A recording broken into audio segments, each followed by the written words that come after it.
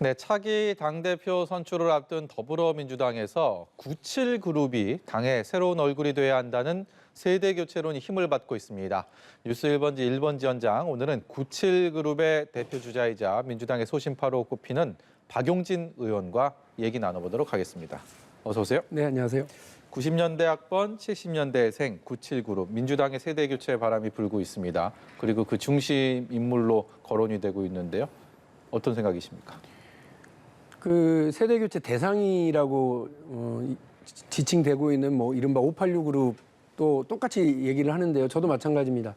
나이 때문에 물러나라고 얘기하는 것도 옳지 않고요. 네. 나이 때문에 뭐 새로운 인물이라고 주목받는 것도 저는 뭐 동의하지 않습니다. 뭐 지난 5년 동안 민주당이 국민들에게 실망 주고 또 기대했던 국민들에게 배신감 느끼게 했었던 여러 일들이 있어요. 조국 사태, 그다음에 위성정당 사건, 네. 그리고 뭐 서울과 부산에서 당원 당규를 다시 뒤집고 출마를 강행하도록 한 거, 그리고 부동산 정책과 관련해서 국민들에게 엄청난 혼란을 준 거, 이런 등등에 대해서 책임 있는 사람들은 나이가 많고 적고를 떠나서 자중하셔야 된다고 저는 생각합니다. 그런 분들이 앞으로도 계속 이렇게 무슨 역할을 하겠다고 하고 앞서고 이러면 나이 불문하고요. 국민들께서 다 알고 계시기 때문에 민주당의 새로운 변화를 상징하기는 어려울 거라고 봐요. 97 자체가 뭐 능력이나 책임 뭐 이거와는 또 별개로 또 별개인 상황에서 새로운 얼굴로 어필을 해야 된다. 뭐 이런 말씀이신 걸로 들립니다. 그렇죠. 뭐 젊은 구태 이런 거 국민들이 바라시겠어요? 그리고 나이는 많지만 늘 새로우려고 노력하시는 분들이 있다면 그분들이 혁신인 거죠. 저는 지금 민주당이 어떤 얼굴로 뭐 새로운 전당대회를 치르느냐 뭐 이런 것도 있지만 새로운 인물이 나타날 수 있는 그런 제도의 개선이 되게 중요하다고 봐요. 예. 혁신의 완성은 제도의 개선에 있습니다. 민주당은 지금 뭐 그 전당대회 룰이 딱 그래요.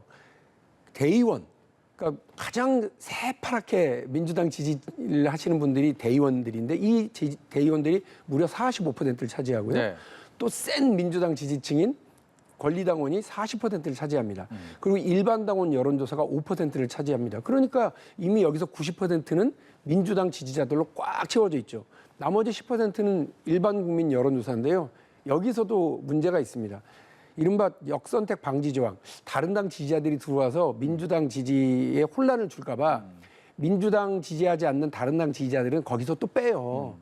그러니까 민주당을 지지하는 사람들로만 100%를 이렇게 하겠다는 겁니다. 그런데 민주당 지지율이라는 게 지금 20% 후반이나 30% 겨우 턱걸이입니다. 예. 나머지 70%의 국민들 얘기는 듣지도 않겠다는 얘기 아니에요. 예. 국민들이 바라는 민주당의 변화, 국민들이 바라는 제1야당 역할, 이런 것들을 정확하게 말해줄 수 있는 전당대회가 되어야 되는데 또다시 표를 얻기 위해서 강성 지지층, 더 센 지지층, 민주당만 알고 있는 사람들, 이런 분들에게 표 달라고 호소하는 전당대회가 되면 국민들이 지긋지긋해하던 이 계파 정치 고스란히 다시 소환될 거고요. 국민들이 지긋지긋했던 그나물의 그 밥이 다시 활개를 칠 수밖에 없으니까 전당대회는 어떤 인물이 나와야 돼, 뭐 이런 인물을 논하기 전에 어떻게 제도를 바꿔야 돼, 이게 되게 중요하고요. 그래서 저는 50대 50, 당심 50, 민심 50 이렇게 해야 된다는 겁니다. 만일에 이준석 당대표가 민주당 당대표로 출마하잖아요. 컷오프 대상이에요. 본선에도 못 가요. 그런 데도 불구하고 국민의힘은 이 50대 50 룰을 적용했기 때문에 민심에서 호응을 받았던 이준석 당대표가 당을 변화시키고 국민들이 새로 주목받도록 하고 그리고 두 번의 선거를 승리로 이끌었던 것 아닙니까? 잘 들여다봐야 됩니다. 지금 민주당은. 그리고 지금 말씀하신 이 전대의 룰 변경 여부에 대한 논란이 있는 상황인데 자연스럽게 이 룰을 바꿔야 된다라는 쪽에 의견을 주셨고 그리고 이 변경되는 방식으로 지금 현재 국민의힘의 지도부 선출 과정 이 룰을 그대로 민주당에서도 좀 했으면 좋겠다 이렇게 들립니다. 그렇습니다. 그리고 더 진짜 중요한 건 이른바 역선택이 겁이 나면 그 50%나 했겠어요? 국민의힘은? 그러나 국민의힘은 그걸 안 거예요. 역선택 반지 조항을 없애버렸어요. 예. 민주당 지지자라고 대답하더라도 그래 우리 당의 당대표가 누가 됐으면 좋겠어요? 하고 물어보고 그 길을 열었던 거거든요. 저희도 그래야 된다고 봐요. 예, 예. 50대 50하고 역선택 반기 조항 같은 거 없애고 다른 당을 지지한다고 하는 분들도 의견을 낼 수 있도록 해야 됩니다. 왜? 생각해 보십시오. 민주당이 한때는 45%, 50%까지 지지율이 나왔어요. 지난 지방선거 총선에서 우리가 이겼거든요. 그때 민주당을 지지했던 분들이 지금 다른 당을 지지하고 있는 겁니다. 그분들이야말로 집 나간 토끼죠. 어떻게 집 나간 토끼를 다시 불러들일 겁니까? 서울시장 선거에서 오세훈을 찍거나 투표를 거부했던 분들 중에 민주당의 구의원과 구청장, 시의원을 찍은 분들이 있어요. 예. 그분들은 역선택 방지 조항의 대상입니까? 아닙니까? 이런 비과학적인 바리케이트를 세워놓고 민심의 귀를 기울이겠다. 저는 말이 안 된다고 생각을 해요. 그래서 민주당은 과감하게 제도를 혁신해야 된다. 제도를 개선해야만 혁신의 길을 열 수 있다. 재집권을 위한 징검다리를 놓을 수 있다. 이렇게 보는 겁니다. 사실 근데 전당대회가 얼마 남지 않았기 때문에 룰을 급박하게 급진적으로 이렇게 바꾸는 것 자체가 또 많은 반발을 불러일으킬 수 있기 때문에 쉬운 일은 아니다라는 생각은 듭니다만 만일에 시간이 얼마 안 남았어라고 그러면 민주당 아직 덜 혼난 거예요. 배가 덜 고픈 거죠. 이런 과정에서 만약에 룰이 바뀌게 된다면 지금의 이 97 그룹 세대 교체론이 인 상황에서 새로운 인물들에게 조금 더 유리하게 작용할 수도 있다고 생각하십니까? 누구에게 유리한지를 따지면 안 됩니다. 이 가만 보니까요, 박용진이 이 50대 50으로 하자 그러니까 이른바 친 이재명계는 박용진이 너희들이 유리하니까 그런 얘기하는 거 아니야? 이렇게 할 수 있는 거 오히려 아니에요? 친 이재명계는 그걸 좋아해요. 그래야 이른바 조직력이 더 강하다고 그러는 친문계 쪽에서는 대의원 숫자가 더 줄어들 거라고 생각하고 예. 이재명 지금 우리 당에서 이재명 의원의 지지도와 인지도를 따라갈 사람이 누가 있습니까? 그러니까 이재명 후보가 당대표로 나오면 이재명 의원이 당대표로 나오면 더 유리하다고 그러니까 친 이재명계는 좋아하는 것 같더라고요.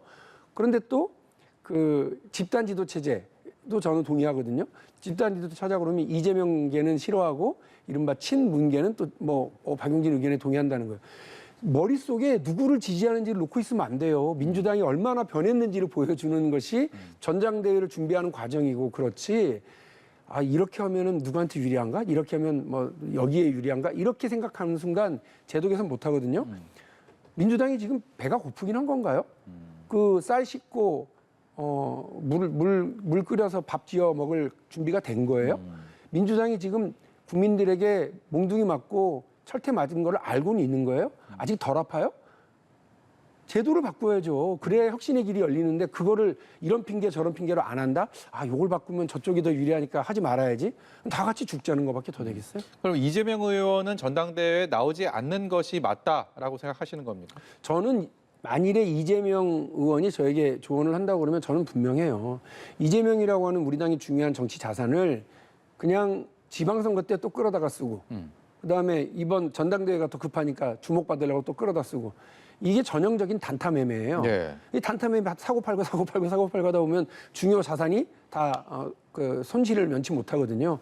저는 장기 투자해야 된다고 봐요. 적어도 5년 정도 우리 당의 전략, 집권 전략을 놓고 이재명 의원을 어디다 쓸 건지 잘 고민해야죠.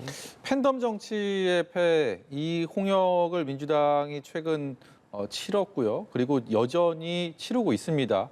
이 팬덤 정치 어떤 매점이 바람직하다라고 생각하십니까? 제가 아까 말씀드렸던 50대 50이라고 하는 구조도 팬덤 정치의 영향력을 제한하는 되게 괜찮은 제도적 개선인 거예요. 네. 왜냐하면 보십시오. 민주당의 개파가 동원될 수 있고 또 강성 지지층의 목소리가 절 반영될 수 있는 투표 구조에 45%, 40%. 무려 85%가 들어가 있다니까요. 나머지는 여론조사 방식이니까 조직적 영향력을 못 미친다고 하더라도. 그러니 선거운동 과정에서 강성 지지층이 문자 보내고 이러면 거기에 표를 얻기 위해서 우리 후보들이 막 거기에 따라가는 목소리를 낼 수밖에 없어요. 네. 그거 지난 두 번의 전당대회 때 이미 그걸 봤고 지난 대통령 선거 때도 두 번 다 2017년 대통령 경선 때도 그랬고 이번에도 그랬어요. 그렇게 끌려가요. 그러나 강한 당원들의 목소리도 한 50, 그리고 국민들의 목소리도 50 듣는다고 그러면 이 결과를 통해서 민심을 얻을 수 있는 지도부, 민심의 귀를 열어놓은 지도부, 그리고 민심과 함께 움직이는 지도부도 들어설 수 있다라고 하는 걸 보여주는 것이 이런 악성 팬덤으로 인한 정치적인 어떤 나쁜 결과, 그리고 문화적인 정치 문화의 어떤 혼탁함 이런 것들을 충분히 극복할 수 있다고 저는 보고요. 저 문자 폭탄 때문에 그 당원들과 결별하기 위해서 뭐 한다? 저는 그건 맞지 않다고 봐요. 그분들이 목소리를 낼 수 있는 그런 비중을 정확하게 반영하면 되지.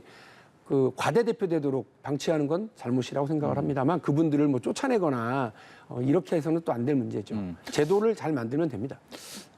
정치 원로로서 최근 목소리를 많이 내기 시작한 박지원 전 국정원장이 박용진 의원을 딱 지칭해서 97그룹 중에서 가장 눈여겨보고 있다라고 얘기했습니다. 어떤 느낌이시고 또 실제로 당권에 도전할 계획을 갖고 계신지도 여쭤보겠습니다.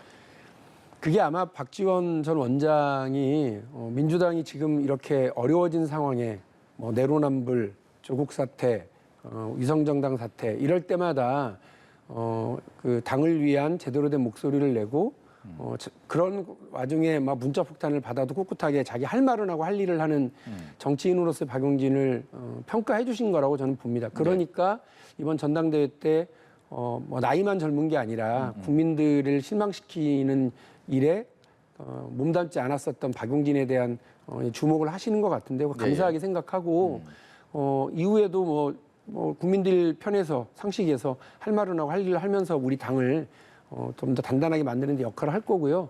전당대회와 관련해서 많은 분들이 문의를 하시고 또 뭐 출마를 권유하고 계시긴 합니다. 네. 그런 목소리 귀담아 듣고 또 당의 변화와 혁신을 대표할 수 있다고 한다면 그런 부분에 대해서 제 역할을 깊게 고민하고 움직여야 될 거라고 생각을 해요. 그러나 저는 지금 정말 중요한 건 제도 개선이라고 하는 혁신의 완성으로 가는 뭐 여기에 일단 그 전력을 다 쏟아야 된다고 생각을 하고 가는 데마다 제가 그래서 지금 50대 50 얘기합니다. 그리고 마이크만 되면 저는 뭐 박용진 자랑하기 전에 그 50대 50이 가져올 변화에 대해서 민심의 변화에 대해서 이렇게 뭐 저대로 민감하게 반응하는 정당으로 가야 된다고 말씀드리고요.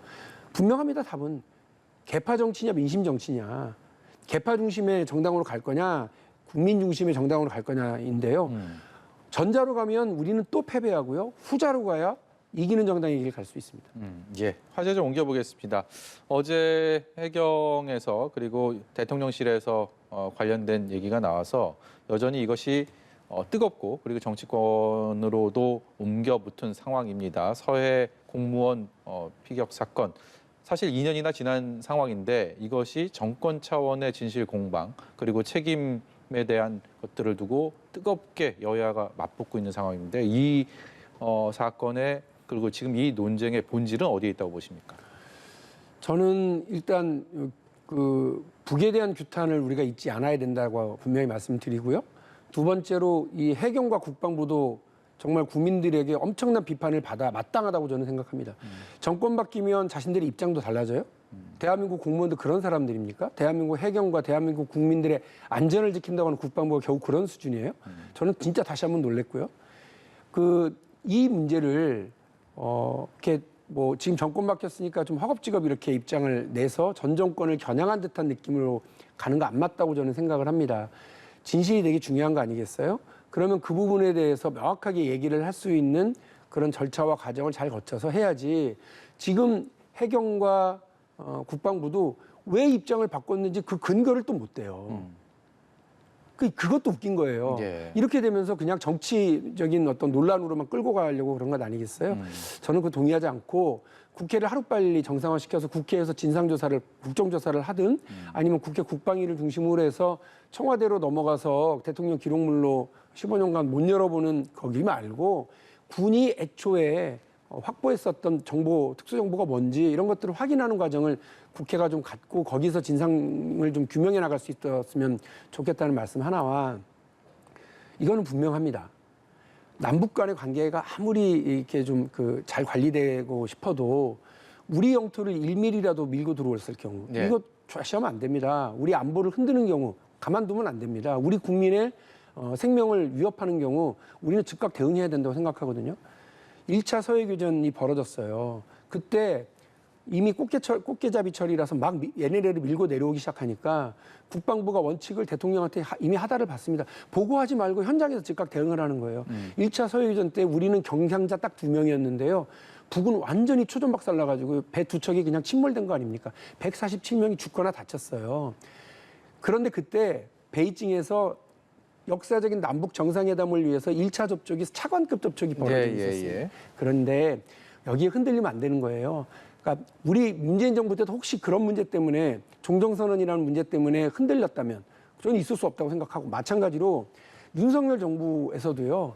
국민의 안보, 국민의 생명 이걸 지키는 데에는 어떤 남북관계의 진전보다도 이게 더 중요한 문제라고 하는 아주 완고한 입장을 좀 가질 필요가 있고요. 또 하나는 이런 문제를 가지고 혹여라도 정쟁화하고 정치적 이득을 도모하려고 하는 생각이 있다면 그것도 접어야 된다고 저는 생각합니다. 예, 알겠습니다. 오늘 말씀은 여기까지 듣도록 하겠습니다. 지금까지 더불어민주당의 박용진 의원이었습니다. 고맙습니다.